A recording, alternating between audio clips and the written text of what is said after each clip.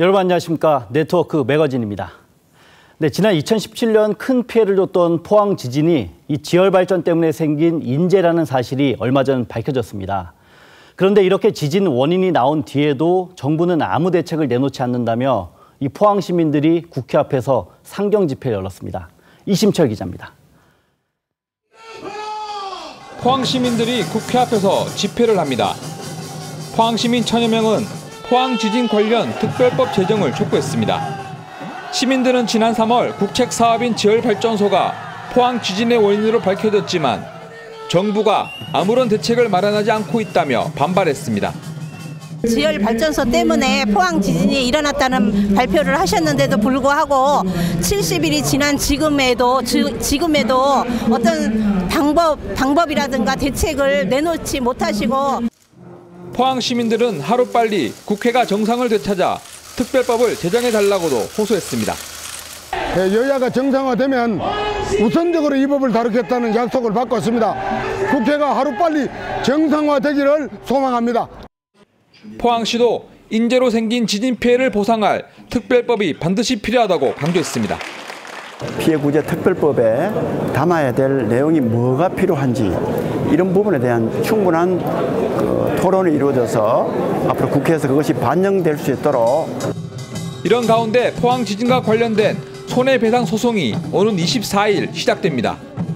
앞서 포항지진 범시민대책본부는 국가와 넥스지오 등을 상대로 손해배상 소송을 냈습니다. TV조선 이심철입니다. 이 인천 옹진군에는 서해 5도 등을 오가는 주민과 관광객이 이용하는 연안 여객터미널이 있습니다. 그런데 연간 100만 명이나 이용하는 이 터미널이 너무 낡고 비좁아서 이용객들이 불편을 호소하고 있습니다. 강석 기자가 취재했습니다. 인천항 연안여객터미널 대합실입니다. 백령도 등 섬마을 주민과 관광객으로 붐빕니다. 의자가 부족해 선체로 배를 기다립니다. 너무 비좁아가지고 어디 앉을 데도 없고 여기 너무 협소해가지고 불편한 점이 한두 가지가 아니더라고요. 주차 시설도 부족합니다. 연안여객 터미널에는 버스 전용 주차장이 없습니다. 그래서 버스를 타고 온 단체 관광객들은 이렇게 차도에서 내릴 수밖에 없습니다. 버스들은 이제 여기 와서 떼야 되는데 그걸 할 수가 없죠. 근데 지금 저 안에 가려고 그러면 저 정상이 되겠습니까? 옹진군은 연안여객터미널이 지은 지 24년이 지나 낡고 비좁다며 제1국제여객터미널을 신항으로 옮기고 나면 그 자리를 활용하게 해달라고 주장합니다. 섬 주민의 이동권 권리의 이런 확보 차원에서라도 연안여객터미널을 제1국제여객터미널로 반드시 이전한다고 생각이 듭니다. 인천항만공사는 제1국제여객터미널을 이전한 뒤에는 매각할 계획입니다. 인천항만공사는 현재의 연안여객터미널에는 5층 높이로 대합실 겸 주차 타워를 만들겠다고 밝혔습니다. TV조선 강석입니다. 네, 최근 수소 산업은 대표적인 친환경 에너지 사업으로 주목받고 있습니다. 이 경남 창원시가 이런 수소 산업을 집중 육성해서 수소 산업 특별시로 거듭난다는 계획을 세웠습니다. 이성진 기자입니다. 수소 전지 충전소입니다. 3분이면 충전이 끝나고 600km 가량을 달릴 수 있습니다. 미세먼지를 전혀 배출하지 않으니까 환경에 가장 큰 도움을 주는 것 같습니다. 그리고 일반 차량에 비해서 벨트나 오일 같은 거를 자주 갈아주지 않아도 되는. 정부는 지난 2015년 창원시를 수소 인프라 보급 중점 도시로 선정했습니다. 수소 산업의 기반인 기계 산업이 발달했기 때문입니다. 인프라 구축에 속도를 내면서 창원에는 전국 최초로 도심 속에 수소 전지 충전소가 들어섰습니다. 수소 버스 운행도 시작했습니다. 창원시는 2025년까지 3,200억 원을 투입해 수소 관련 산업을 육성할 계획입니다. 수소 산업 선도 기업을 키우고 수소 특화 단지를 조성합니다. 수소 에너지 융합 시스템 실증 사업을 진행하고 수소 액화 시설도 만듭니다. 이렇게 되면 수소 연료의 가격도 현재 1kg에 8,000원에서 5,000원으로 내려가 수소 에너지가 대중화될 수 있습니다. 전 후방 산업을 발전시켜서 창원 경제의 신성장 동력을 확보하는 것이 수소 경제 정책의 핵심이라 하겠습니다. 창원시는 2022년까지 수소 버스를 100대로 늘리고 수소차 5,000대를 보급하는 등 수소산업 특별시로 거듭난다는 계획입니다. TV조선 이성진입니다. 네, 지방자치단체장을 만나보는 초대석 시간입니다. 이 광주광역시는 다음 달에 세계수영 선수권대회 개최를 앞두고 막바지 준비에 박차를 가하고 있습니다. 오늘은 이용석 광주시장과 얘기를 나눠보겠습니다. 시장 안녕하세요. 안녕하십니까. 이제 세계 4대 스포츠 대회로 불리는 세계수영 선수권대회가 다음 달에 광주에서 열리는데 이게 그 마스코트로 가져오신 거죠? 그렇습니다. 이 마스코트입니다. 이거는 수달이라고 하는 동물을 의인화해서 남성인 수리, 여성인 다리로 정했습니다. 네. 이 수달은 깨끗한 물에서 사는 천연 기념물이고 환경부가 지정한 멸종위기 야생동물 1급에 해당됩니다. 우리 무등산과 영산강에 서식하고 있고 얘들의 또 하나의 이름은 수영의 달인 이런 뜻도 있고 네. 곁에 두면 일이 술술 달달 잘 풀린다는 그런 속설도 있습니다. 많이 사랑해 주십시오. 예. 아무래도 이제 막바지 준비가 한창이실 텐데 뭐 준비가 어떻게 진행되고 있습니까? 예, 세계 수영 선수권 대회가 한 달 앞으로 다가왔습니다. 역대 어느 대회보다도 성공적으로 치루어질 수 있도록 선수촌이나 경기장 하나도 차질 없이 잘 준비하고 있습니다. 차제 우리 국민들께서 수영 선수권 대회 잘 모르시기 때문에 좀 말씀을 드리겠습니다. 이번 수영 선수권 대회는 7월 12일부터 강주에서 31일 동안 열립니다. 세계 200개 국가에서 15,000명의 선수와 임원이 참여하고 세계 10억 명이 시청하는 5대 메가 스포츠 중에 하나입니다. 우리가 5대 메가 스포츠라고 하면 동계올림픽, 하계올림픽, 월드컵, 수영대회, 육상대회인데 이 5개 대회를 모두 개최한 나라는 세계에서 일본, 이태리, 독일밖에 없습니다. 이번에 우리 강주가 수영대회를 개최하게 되면 우리는 4번째로 세계 국제 5대 메가 스포츠 대회를 개최하는 스포츠 강국으로 자리매김합니다. 광주에서 개최되지만 한반도의 평화와 대한민국의 위상을 알릴 수 있는 절호의 기회이기 때문에 시민 여러분께서 많이 사랑해 주시기 바라겠습니다. 네, 이렇게 큰 대회를 아무래도 유치하시다 보니까 흥행에 더 또 신경을 쓰실 텐데 이 흥행 위해서는 또 어떤 준비를 하고 계십니까? 아무래도 흥행이 되려면 많은 나라에서 많은 선수들이 참가를 해야 됩니다. 그래서 제가 중국에 직접 방문도 하고 애교 사절들을 다 만났고 그래서 현재까지 196개 국가에서 참가하겠다고 등록을 했습니다. 등록 마감일은 내일 모레까지입니다만. 근데 우리가 가장 성공적으로 개최했다고 하는 헝가리 부다페스트에서 2년 전에 열렸는데 그때 177개국이 참가를 했습니다. 그러니까 이번에 우리가 한 19개 국가가 더 참석을 하는 것입니다. 그리고 이제 국민들의 관심이 매우 중요하기 때문에 국민들 관심을 제고하기 위해서 노력하고 있고요. 제가 입고 있는 이 옷도 수영대의 공식 유니폼입니다. 아, 예, 멋지십니다. 예. 그리고 수리다리 마스코트 제막식도 이곳저곳에서 하고 있고 오늘 오후에는 이제 부산시청에 가서 오거돈 시장과 함께 하려고 그렇게 생각 중에 있습니다. 그리고 한 가지 말씀드리고 싶은 것은 수영대회가 두 부분으로 나누어져 있습니다.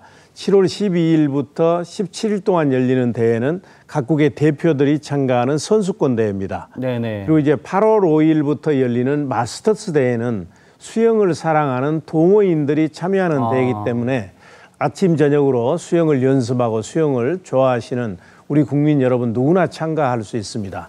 꼭 참가해 주시기 부탁드리겠습니다. 네, 그리고 이제 지역 경제 얘기도 한번 나눠보겠습니다. 지난 1월에 광주시가 이제 현대차와 광정 일자리 사업 협상을 타결하셨는데 당시에 막바지에 좀 진통도 좀 있었습니다. 어떤 점이 좀 협상하시는데 어려움이 있었습니까? 실은 광주형 일자리 사업은 타결을 직전에 두고 대통령께서 참석까지 하시도록 돼 있었는데 4번이 이제 미루어졌죠. 그거는 이해관계가 치열하게 첨예하게 이제 다른 노동조합과 투자가 측을 이제 조화시키다 보니까 그런 문제가 생겼습니다.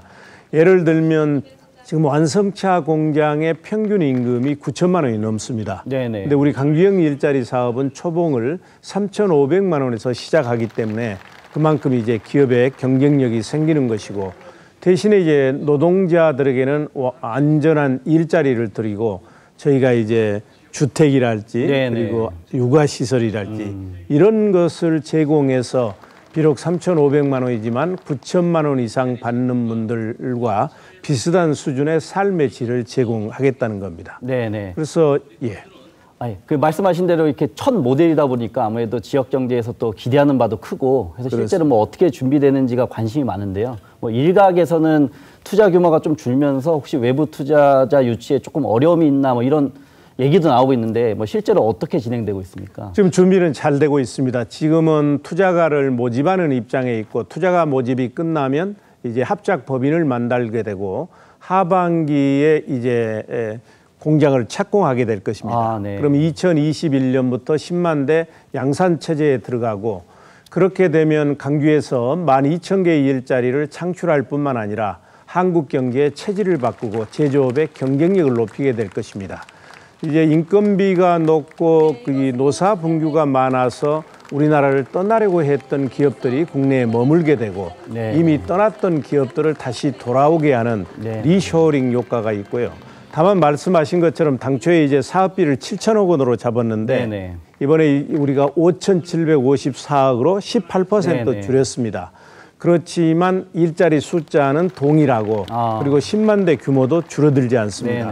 우리가 이제 사업 규모를 적정화시킨 것은 이제 기업의 경쟁력을 높이고 조기에 안착시키고 지속 가능성을 높인 것이기 때문에 바람직한 방향으로 이제 적정화시켰다. 이렇게 이해를 해주시면 좋겠습니다. 네, 또 얼마 전에 광주시가 이 국토부 공모 사업인 친환경차 부품 인증센터라는 것도 또 유치했다고 하던데 아무래도 광주형 일자리 사업과 시너지 효과도 좀 기대할 수 있을까요?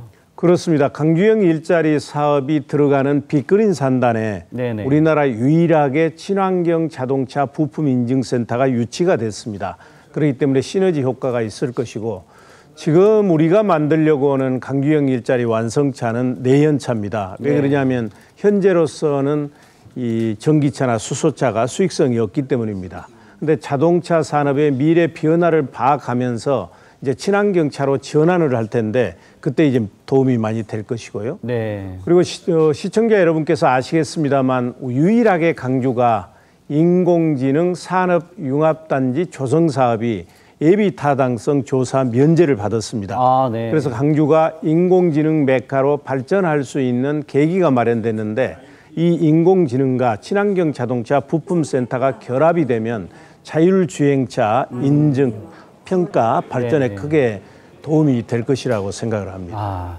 그리고 이제 마지막 질문이 될 것 같은데요. 지역 감정 얘기 관련해서 하나 질문을 드릴 텐데 이 광주시가 대구시와 달빛 동맹이라는 걸 맺으셨습니다. 지역 감정 해소를 위해서 맺으신 건데 구체적으로 어떤 노력을 하시는 건지 설명 부탁드립니다. 이 달빛 동맹은 달구벌 대구, 빛고울 강주를 합성을 시킨 겁니다. 우리나라의 가장 큰 문제가 영혼왕 간의 갈등 그리고 국민 통합이 지금 필요하지 않습니까? 지역 균형도 필요하고. 그래서 2013년부터 대구와 광주시가 조례도 만들고 해서 달빛 동맹을 맺었습니다. 지금 매우 강화되고 있고요. 금년에도 2월 28일 대구에서 열리는 민주 운동 기념식에 제가 참석을 했고 또 5.18 때는 권영진 대구시장이 강주에 참석을 했고 금년 5월 18일부터는 강주에서 2.18 민주화 운동을 상징하는 시내버스가 다니게 됩니다. 그리고 또 이제 5.18 버스는 이미 대구에서 달리고 있고요. 그리고 잘 아시겠습니다만 자유한국당 일부 의원이 5.18을 폄훼하고 애곡시켰을 때 우리 권영진 시장이 강주 시민들께 죄송하다 이런 또 사죄의 말씀을 해주셔가지고 대구와 강주의 달빛 동맹이 더욱 공고화되고 있다. 하여튼 화합과 통합의 새로운 대한민국의 미래를 대구와 강주가 만들어 가도록 그렇게 노력하겠습니다. 네, 선생님 마지막으로 짧게 또 수영대회를 앞두고 계시니까 한마디 더 하실 말씀 있으면 부탁드립니다. 이번 수영대회는 대한민국에서 언제 다시 개최할지 모르는 매우 큰 국제대회입니다. 그래서 시민들께서 이것은 강주의 대회가 아니고 대한민국의 대회이기 때문에 많이 참가해 주시고요. 또 하나 이제 세계 수영대회 참가를 위해서 가장 중요한 게 북한 참가입니다. 우리나라가 유일한 분단 국가이기 때문에 북한이 참가하도록 저희는 다양한 경로를 통해서 노력하고 있습니다. 이번에 북한이 스포츠는 이념과 정치를 뛰어넘을 수 있다고 하는 것을 보여주시기를 부탁드리겠습니다. 네, 오늘 좋은 말씀 감사합니다. 예, 감사합니다. 네, 네트워크 매거진 마치겠습니다. 다음 주 월요일에 찾아뵙겠습니다. 감사합니다.